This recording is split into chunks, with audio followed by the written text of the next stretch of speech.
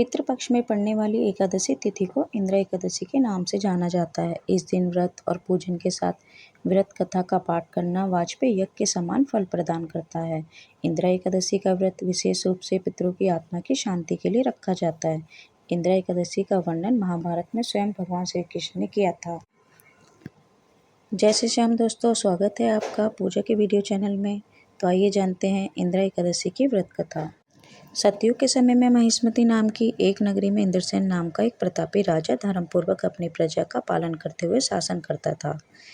वह राजा पुत्र, पौत्र और धन आदि से संपन्न और विष्णु जी का परम भक्त था।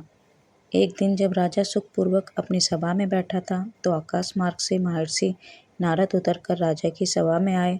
राजा उन्हें देखते ही हाथ जोड़कर खड़ा हो गया और विधि पूर्वक आसन व अर्घ्य दिया। सुख से बैठकर मुनि ने राजा से पूछा कि हे राजन, आपके राज्य में सब कुशलता पूर्वक तो है, तुम्हारी बुद्धि धर्म में और तुम्हारा मन विष्णु भक्ति में तो रहता है।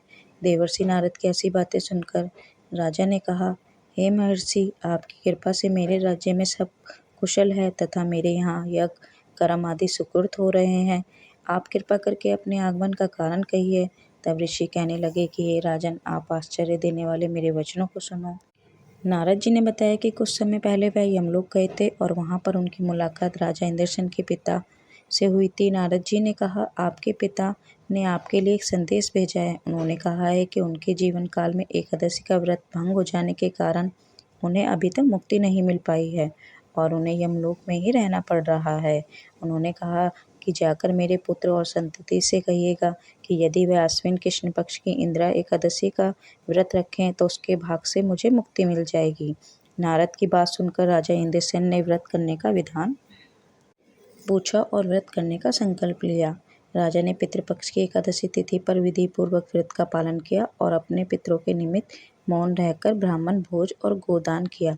इस प्रकार राजा इंद्रसेन के व्रत और पूजन के भाग से उनके पिता को यमलोक से मुक्ति मिली और बैकुंठ लोक की प्राप्ति हुई। उस दिन से ही इस व्रत का नाम इंद्र एकादशी के व्रत करने के पुण्य के कारण राजा इंद्रसेन को भी अपनी मृत्यु के बाद स्वर्गलोक की प्राप्ति हुई थी। पितृपक्ष में पड़ने वाली इस इंद्र एकादशी के व्रत से पितरों को मुक्ति मिल जाती है और आपको उनका आशीर्वाद मिल जाता है। इंद्र एकादशी के दिन सुबह जल्दी उठकर स्नान करने के बाद सूर्य देवता को अर्घ्य दें।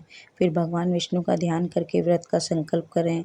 अपने पितरों को याद करते हुए भगवान विष्णु जी की तस्वीर पर गंगा जल, पुष्प, रोली और भगवान को भोग लगाएं और ये ध्यान रखें कि भगवान के भोग में तुलसी के पत्ते जरूर रखें। मेरे वीडियो में अंत तक बने रहने के लिए आप सभी का बहुत बहुत धन्यवाद। ऐसी विशेष जानकारी प्राप्त करने के लिए हमारे चैनल को आज ही सब्सक्राइब कर लीजिए। वीडियो अच्छा लगे तो उसे लाइक शेयर करना बिल्कुल ना भूलें। धन्यवाद।